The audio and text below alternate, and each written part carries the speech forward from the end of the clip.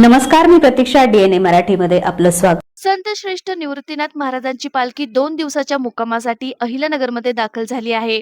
आज येथे महाराजांचा 629वा संजीवन सोहळा पार पडत असून कीर्तन अभंगाच्या गजरात भाविक पालखीचे दर्शन घेत आहेत।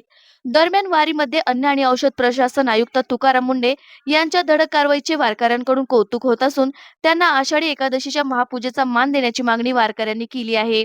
आयुक्त तुकाराम मुंढे यांनी राज्यात ज्या पद्धतीने भेसळ विरोधात आणि बनावट पदार्थाबाबत कारवाईचा बडगा उगारला आहे, त्यामुळे जनतेला भेसळमुक्त पदार्थ मिळू लागल्याचे वारकऱ्यांनी सांगितले आहे।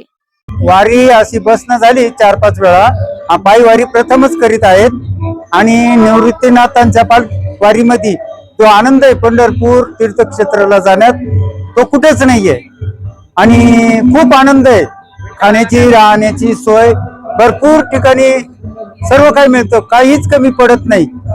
आणि या वर्षी माननीय श्री तुकाराम मुंढे साहेब यांना पंढरपूरमध्ये हार घालण्याची पूजेचा पहिला मान मिळावा ही संप्रदाय सर्व वारकरी बांधवांची इच्छा आहे की साहेबांनाच मान।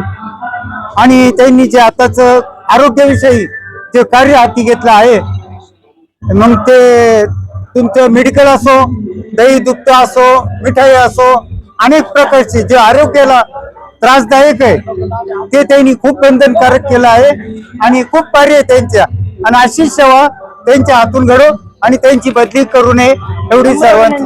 आम्ही पंढरपूरची 11वी वारी आहे, पायी येतोय। आता मुंडे साहेबांना त्यांना मानाचाच पंढरपूरमध्ये हार घालायला त्यांना भेटलं पाहिजे। पूजात आज लेकरं बाळ सर्व दुधामध्ये भेसळ, कव्यात भेसळ, तेलात भेसळ मुंडे साहेबांनाच भेटली पाहिजे। ही आमची विनंती एवढी आहे।